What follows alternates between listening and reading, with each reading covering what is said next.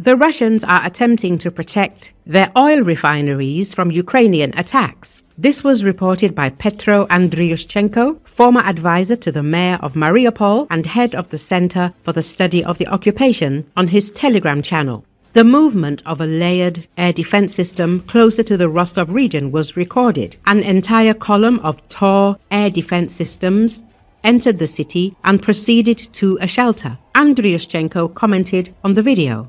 He also emphasized that this is the first time the Russian invaders have deployed an entire swarm of air defense systems rather than individual vehicles. Moreover, this is happening during the day, not at night. Russians became very concerned. This footage is unique, noted Petr Andryushchenko. Recall on the night of September the 14th, Ukrainian drones attacked the Kirishi Oil Refinery, causing a fire. The following day, Reuters reported that the Kirishi Oil Refinery in the Leningrad region had shut down a key processing unit following a Ukrainian drone attack.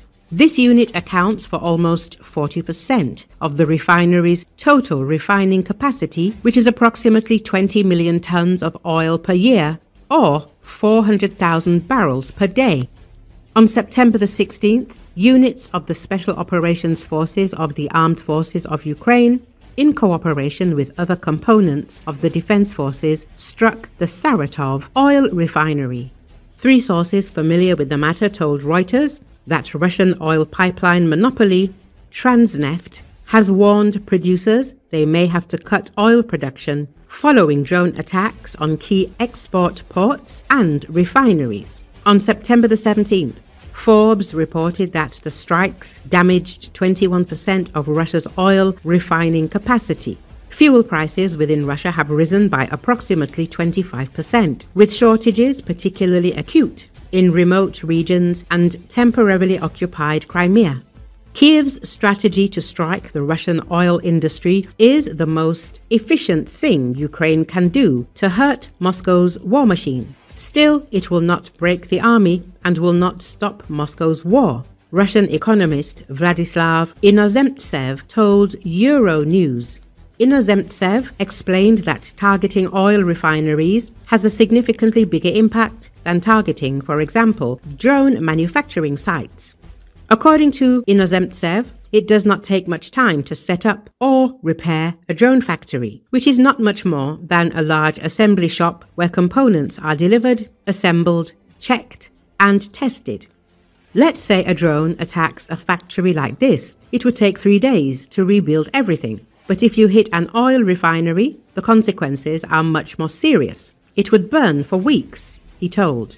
Ukrainians have hit the nail on the head here, Inozemtsev emphasized. The problem exists and prices will rise. Supply disruptions are painful because car ownership is high and practically everyone has a car. So when people see that there is nothing at the petrol station, this is one of the 3 most important irritating factors, in my opinion. Lack of petrol, airport closures, and internet disruptions. These are 3 things that all Russians feel.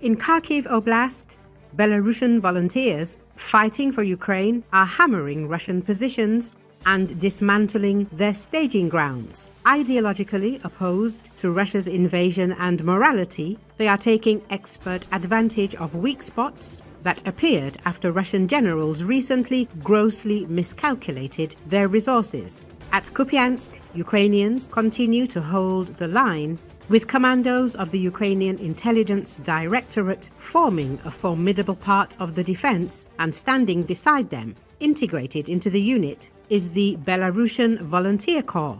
said Euromaidan Press media outlet.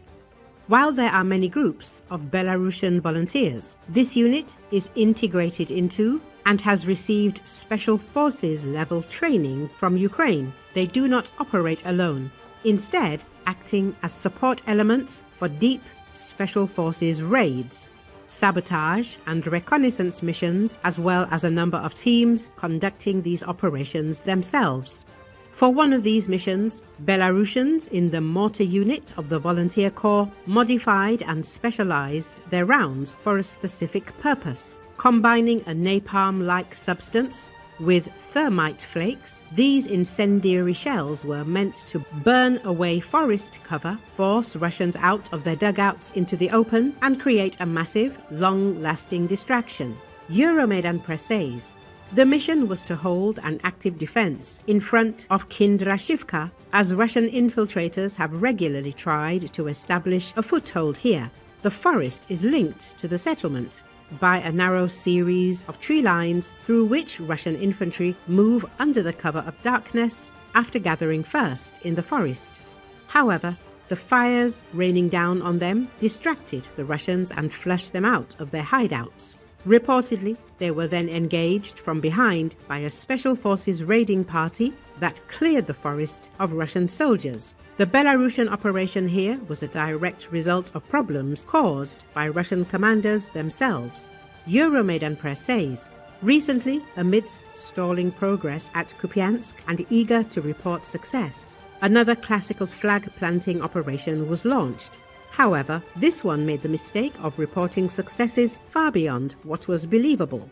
The Belarusian operation of destroying a Russian staging ground was only part of the Ukrainian response, as combined Ukrainian forces across the entire Russian bridgehead took advantage of the Russian miscalculation. Notably, Russian commanders tried to salvage the situation with yet another flag-planting operation, this time sticking the Russian flag to the Kupiansk television mast with drones and a magnet, enraging Russian military observers who, in response, called for the complete purging of the command and leadership of the Russian Sixth Army. As the Belarusian force, trained in the ways of Ukrainian special forces, numbers approximately 300 soldiers in the Kupiansk direction alone. These motivated fighters are demonstrating their commitment to the cause and indomitable will to fight against what they consider to be the Russian menace.